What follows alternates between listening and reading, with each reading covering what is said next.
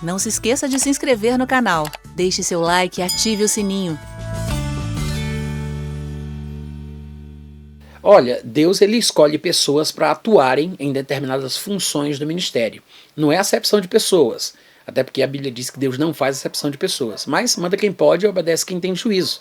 Então ele separa pessoas para determinadas funções. A pessoa pode desobedecer, né? E ela, obviamente, sofre as consequências da desobediência. Mas não é porque as pessoas sejam melhores ou privilegiadas. É uma responsabilidade a mais que é colocada sobre aquela pessoa.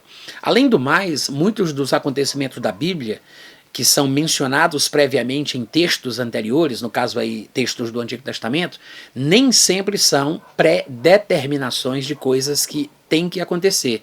São previsões ou revelações de coisas que Deus viu acontecendo. E muitas coisas que ele viu acontecendo porque ele influenciou também para que acontecessem daquela maneira. Deus ele vai tangendo a história da sociedade, a história da humanidade, de forma nenhuma ele perde o controle, não tem como Deus perder o controle se ele conhece o fim desde o começo, não há nada que surpreenda Deus e que consiga enganá-lo ou fugir ao seu domínio. Mas Deus jamais agiria de uma forma que ferisse o seu próprio caráter revelado nas Escrituras.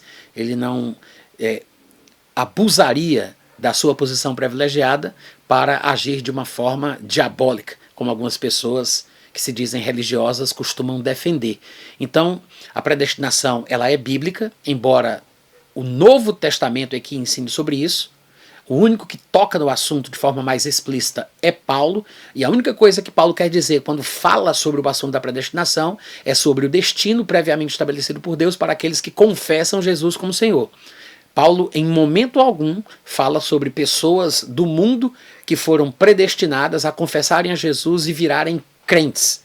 Muita gente interpreta errado Efésios capítulo 1, versículo 5, que fala sobre sermos predestinados para a adoção de filhos, porque não entendem a teologia de Paulo, o linguajar, o palavreado de Paulo, e pensam que Paulo estava dizendo que fomos predestinados para virarmos crentes, porque não sabem o que Paulo quer dizer quando fala sobre a adoção de filhos, que é uma expressão que somente Paulo usa no Novo Testamento. E ele explica o que ele quer dizer com isso, quando em Romanos 8, 23 ele diz que a adoção de filhos significa a redenção do nosso corpo.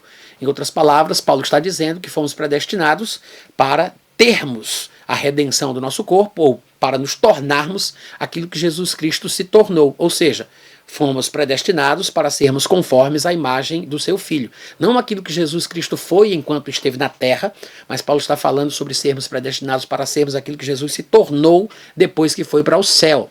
Porque Jesus, ele voltou para o céu de onde ele saiu, mas ele não voltou do jeito que ele veio.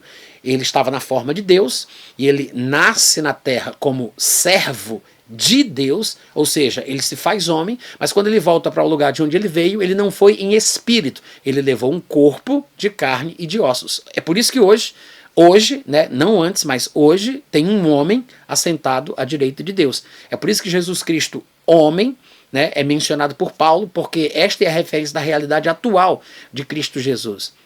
Então o que Paulo está dizendo em Efésios 1:5, Romanos 8:29, quando ele fala do conceito de predestinação, é sobre o destino previamente estabelecido para quem se torna crente. Não é predestinação para virar crente, como os teólogos costumam discutir, né? Mas o que Paulo realmente está dizendo é a predestinação estabelecida para qualquer um que se torna crente. Todo aquele que está em Cristo Jesus está previamente predestinado para se tornar o que Jesus Cristo se tornou. Ou seja, o próprio Senhor Jesus, ele foi considerado filho de Davi segundo a carne, mas foi declarado, dependendo da versão que você estiver lendo, foi declarado, designado filho de Deus em poder depois que ressuscitou dos mortos. Está escrito lá em Romanos capítulo 1, versículo 3 e 4. De fato, é isso que Jesus cria e é isso que Jesus pregava, que a pessoa é declarada filha de Deus quando ela ressuscita dos mortos. É por isso que naquela discussão com os saduceus, ele disse que quando as pessoas ressuscitarem, sendo filhas da ressurreição, são filhas de Deus e por isso não podem mais morrer. Então não se casam, não se dão em casamento e neste sentido são iguais aos anjos. Ou seja, ele diz, sendo filhos da ressurreição, são filhos de Deus. É o conceito bíblico. Ser filho de Deus significa ter passado pela transformação do corpo. Até Jesus foi declarado filho de Deus quando ressuscitou.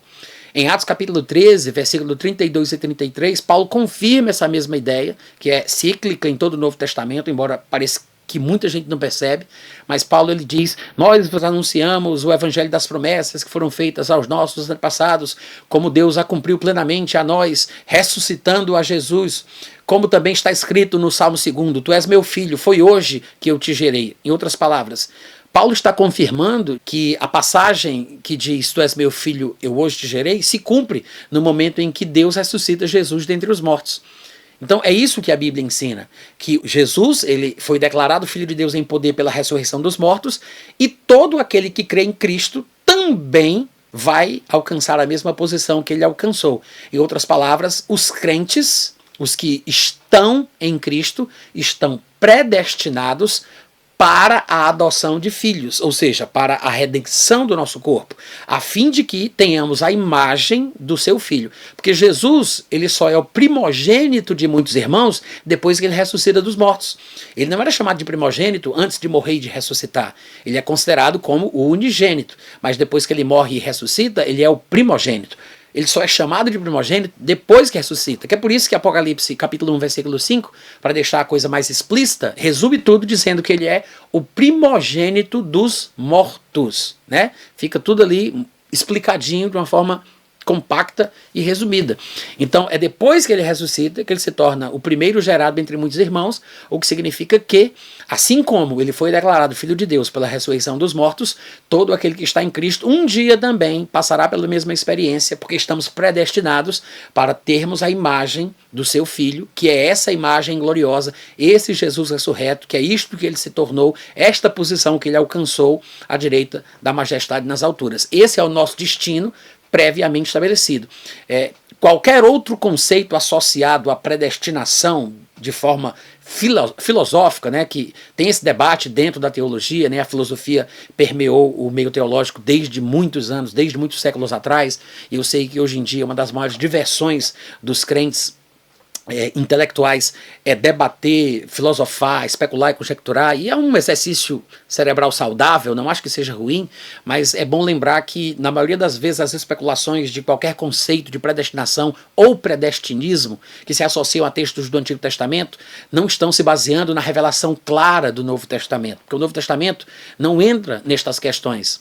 O que Paulo fala, que é o que mais fala de predestinação, é isso que eu acabei de explicar. Tá? Então, assim, se a gente não interpretar os textos do Antigo Testamento, ou mesmo os cumprimentos de certas profecias, a partir da revelação, da clareza dos textos do Novo Testamento, a gente vai acabar ficando confuso.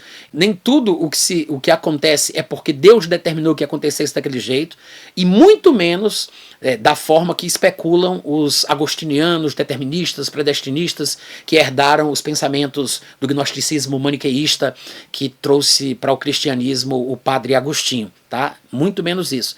Porque Deus, ele, de forma nenhuma, ele cria pessoas para que estas pessoas desempenhem funções específicas na sua passagem de vida aqui na Terra. Deus, ele não cria pessoas para serem pecadoras, para lançá-las no inferno, para mostrar ao mundo que ele tem poder de fazer isso, como creem os agostinianos que gostam de se chamar de calvinistas. Tá? Deus não faz isso. Então, eu sempre aconselho cautela nessas interpretações, tá?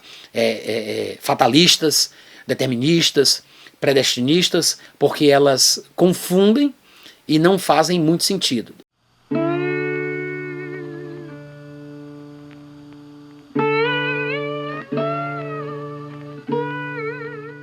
Este é um trabalho independente e conta com a ajuda das pessoas que têm sido abençoadas por ele.